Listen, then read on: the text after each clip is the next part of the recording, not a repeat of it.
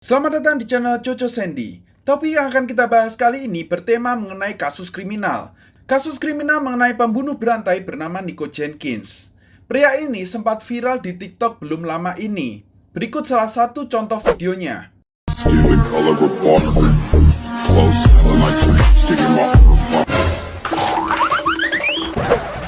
Apa sih tindakan kriminal yang dilakukan pria tersebut? Gak usah berlama-lama, mari kita masuk ke ceritanya. Namun sebelum itu jangan lupa untuk support channel ini dengan cara subscribe dan nyalakan loncengnya untuk mendapatkan video-video menarik berikutnya.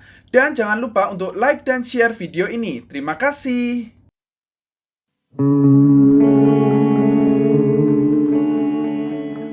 Bernama lengkap Nico Allen Jenkins. Pria ini lahir pada tanggal 16 September 1986 di Colorado. Ayah dari Jenkins bernama David A. Meek dan juga ibunya bernama Lori Jenkins. Keluarga dari Jenkins ini sebagian besar pernah atau sampai hari ini masih melakukan tindakan kriminal. Mulai dari ibunya, saudara perempuannya, kakeknya, omnya, sepupunya, hampir semua pernah punya catatan kriminal. Sehingga dari kecil pun Jenkins ini sudah berhadapan dengan hukum. Pada umurnya yang ke-7 tahun, Jenkins ini pernah tertangkap membawa sebuah senjata yang sudah diisi peluru ke sekolah. Entah senjata itu digunakan untuk pamer atau mau digunakan untuk sesuatu yang lain. Kemudian pada umurnya yang ke-13 tahun, Jenkins ini terlibat dengan beberapa tindakan kriminal. Kemudian pada umurnya yang ke-15 tahun, Jenkins ini melakukan pembajakan bersenjata terhadap 2 mobil. Sehingga ia pun ditangkap polisi dan mendapatkan hukuman selama 21 tahun.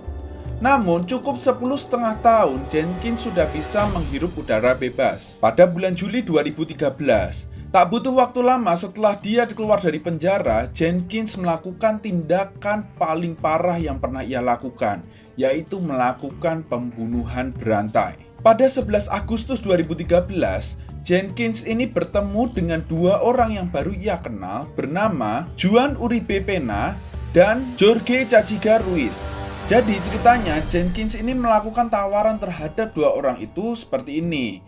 Bro, aku ini punya saudara perempuan, 2 saudara perempuan yang cantik-cantik dan seksi. Nah, 2 saudaraku ini bisa dipakai kapan aja. Nah, karena 2 orang tersebut nafsunya sudah ke ubun-ubun, tanpa berpikir panjang, mereka pun mengiyakan tawaran dari Jenkins. Kemudian Jenkins pun mengarahkan mereka untuk bertemu di suatu tempat pada malam hari. Nah, kemudian 2 orang tersebut datang ke tempat yang sudah dikatakan oleh Jenkins. Nah, gak selang beberapa lama, Jenkins pun datang ke situ, namun dia tidak membawa 2 orang wanita yang ia janjikan. Justru Jenkins membawa sebuah senjata yang langsung ditembakkan ke kepala Juan Pena. Kemudian Jorge secara spontan menutup kepalanya dan dia memohon ampun, tolong jangan bunuh aku.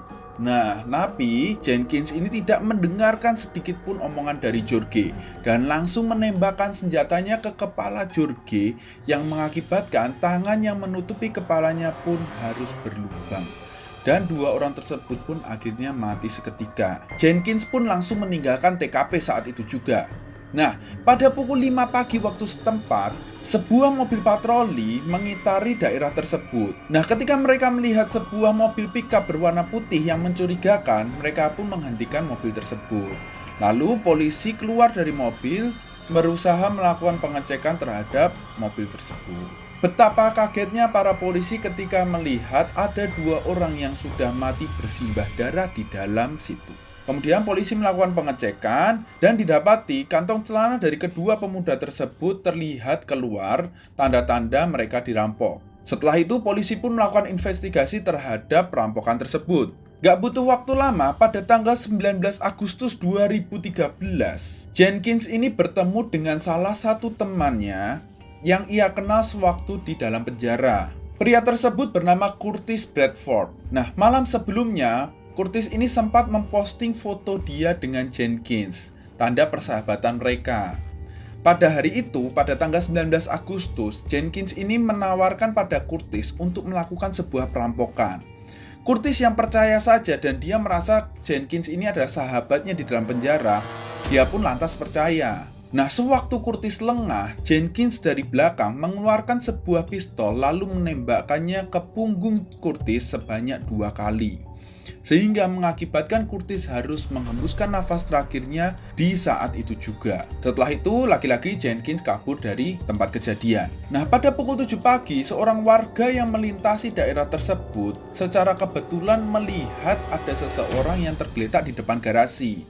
Dia pun melakukan pengecekan dan didapati orang tersebut sudah tidak bernyawa. Segera dia pun melaporkan hal tersebut kepada polisi. Selang 2 hari setelah kejadian itu, pada tanggal 21 Agustus 2013, ada seorang wanita bernama Andrea Kruger saat itu sedang melakukan perjalanannya dari tempat kerja menuju rumah. Saat itu tengah malam sehingga jalanan cukup sepi. Ketika dia dengan santainya mengendarai mobil, secara tiba-tiba Jenkins lompat ke depan mobil tersebut sambil menodongkan sebuah shotgun. Andrea yang begitu kaget langsung menghentikan mobil itu. Jenkins kemudian menyuruh Andrea untuk keluar dari mobil atau dia akan melakukan tembakan. Nah, karena Andrea sangat takut, dia pun menuruti perintah dari Jenkins.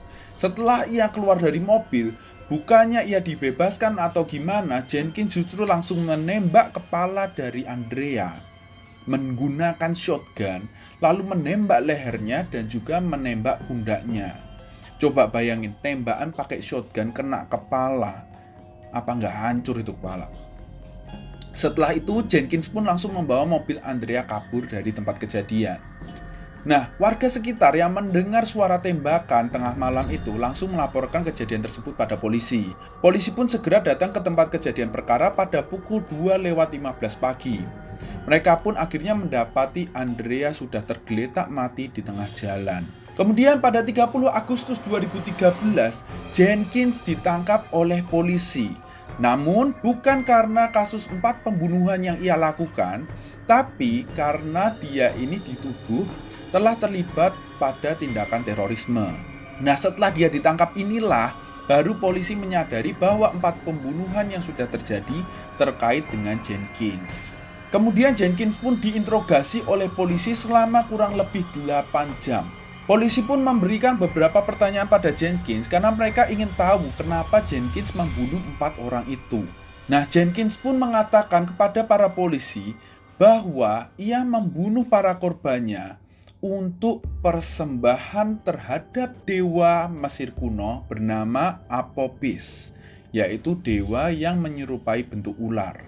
Jadi kata Jenkins, suatu hari kepalanya ini tiba-tiba terasa bergejolak, seperti keluar suara boom boom boom mau meledak seperti itu. Nah, kemudian kuasa kegelapan katanya masuk ke tubuh Jenkins. Setelah itu Jenkins pun mendengar bisikan-bisikan di kepalanya yang mengatakan bahwa ia harus melakukan pembunuhan itu. Dan juga Jenkins mengatakan bahwa ia tidak bisa tidur selama 36 jam sampai dia melakukan pembunuhan pertamanya. Dan setelah dia melakukan pembunuhan pertamanya, baru saat itu Jenkins bisa tidur nyenyak. Nah, karena polisi yang mendengar hal tersebut nggak percaya, mereka pun akhirnya melakukan beberapa pertanyaan lagi mendesak terhadap Jenkins untuk mengatakan yang sebenarnya. Akhirnya Jenkins pun menangis tiba-tiba saat itu dan mengatakan pada polisi bahwa Pak Polisi, tolong beri saya perawatan mental. Saya merasa mental saya terganggu. Dan juga Jenkins mengatakan bahwa sewaktu dia di dalam penjara sebelumnya, 10,5 tahun dia di penjara itu, Jenkins ini sudah sempat meminta pada sipir penjara untuk diberikan perawatan medis terhadap mentalnya. Namun, sipir penjara mengabaikan permintaan dari Jenkins karena mereka melihat bahwa Jenkins ini terlihat normal-normal saja. Nah, setelah itu Jenkins malah menyalahkan penjara Nebraska tempat dia di penjara 10,5 tahun itu karena tidak memberikan fasilitas pengobatan mentalnya dan juga membebaskan Jenkins terlalu cepat. Jadi dia merasa 10,5 tahun itu belum cukup, seharusnya dia masih di penjara. Nah, karena dia dilepasin, karena dia nggak dikasih perawatan mental, akhirnya dia melakukan pembunuhan tersebut. Kok malah jadi nyalain orang lain? Nah, pada April 2014, sidang pertama Jenkins pun dilakukan. Nah, saat itu Jenkins dihadapkan oleh 3 hakim. Saat dibacakan mengenai data para korban-korban dari Jenkins, Jenkins ini malah justru tertawa terbahak-bahak. Dan juga sesekali dia ini mengucapkan beberapa kata-kata yang tidak jelas, yang sepertinya ditujukan pada dewa ular yang dia sembah. Nah, hakim di situ pun kebingungan. Orang ini mau dijatuhin hukuman tapi kok kayak orang gila. Karena kan pada dasarnya orang yang kurang sehat mentalnya itu tidak bisa diberi hukuman yang normal. Akhirnya hakim hanya memutuskan saat itu Jenkins dipenjara seumur hidup. Nah, ketika Jenkins di dalam penjara, dia ini melakukan tindakan-tindakan yang cukup ekstrim. Dimulai pada April 2015, Jenkins ini mencoba mengukir angka 666 sebagai tanda simbol setan ke dahinya. Namun, karena dia mengukir di hadapan sebuah kaca, jadi ukirannya itu kebalik. Sehingga lebih terbaca seperti angka 9 yang kebalik. Nah, setelah itu pada bulan Juni 2015, dia melakukan tindakan aneh keduanya, yaitu dia mengukir tulisan Satan di mukanya dan juga dia memotong lidahnya menjadi 2 sehingga menyerupai ular. Gak sampai situ, darah yang mengalir dari lidah maupun dari mukanya dioleskan oleh Jenkins ke sekeliling ruang selnya. Setelah itu pada September 2015, tindakan konyol paling parah yang dilakukan Jenkins terjadi. Jadi kali itu Jenkins secara nggak tahu sadar nggak sadar, dia ini memotong alat kelaminnya, tututnya itu menyerupai bentuk ular yang besar. Jadi dia ini katanya merasa harus mengubah dirinya seperti ular supaya mendekatkan diri pada dewa ularnya. Nah, justru karena kekonyolan yang dilakukan oleh Jenkins, pria ini harus mendapatkan 27 jahitan di tututnya.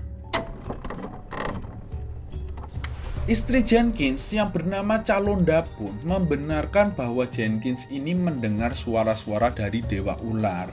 Nah, sama anehnya ini istrinya si Jenkins. Kata istri Jenkins ini, kalau misalnya Jenkins melakukan apapun yang diminta oleh si dewa ular, hidupnya ini akan aman dan tentram. Nah, nyatanya karena dia mendengar apa yang dikatakan oleh dewa ular, justru sekarang dia malah dipenjara. Nah, ada salah satu hal unik lagi yang terjadi di kasus Jenkins ini. Ada seorang pengacara relawan yang membela Jenkins. Dia ini jatuh cinta terhadap Jenkins. Wanita ini bernama Dawn Arguello. Dia ini berkata bahwa apa yang diberitakan oleh media mengenai Jenkins semua itu nggak benar. Jadi menurut dia, Jenkins ini adalah seorang laki-laki yang cukup unik. Jadi dia ini penuh dengan teka-teki dan juga pria yang sensitif, terus pria yang cerdas dan juga pria yang mudah memanipulasi seseorang. Jadi karena 4 faktor itu, si Dawn ini tergila-gila jatuh cinta terhadap Jenkins. Jadi para jomblo, kalau kalian mau cari pacar, mungkin bisa mempunyai 4 sifat ini. Kemudian kasus Jenkins ini juga membuat perdebatan di kalangan dokter. Ada dokter yang mengatakan bahwa Jenkins ini memang mengidap penyakit mental, namun gak sedikit juga dokter yang mengatakan bahwa Jenkins ini sengaja pura-pura sakit mental supaya dia tidak mendapatkan hukuman yang berat. Nah, setelah itu 3 tahun setelah kejadian pada bulan Mei 2017, Jenkins melakukan persidangan berikutnya dan saat itu hakim menyatakan vonis hukuman mati terhadap Jenkins. Karena menurut mereka Jenkins ini normal dan tidak memiliki sakit mental. Sehingga setelah itu Jenkins yang mendengar hal tersebut langsung terbujur lemas. Dia tidak berdaya, tidak bisa berkata-kata, dan hanya bisa menunggu hari eksekusinya. Sekian cerita yang bisa saya ceritakan mengenai Nico Jenkins. Kalau ada yang mau dibahas, komen di bawah ya. Jangan lupa untuk like, comment, share, dan subscribe video ini. Terima kasih and have a good life.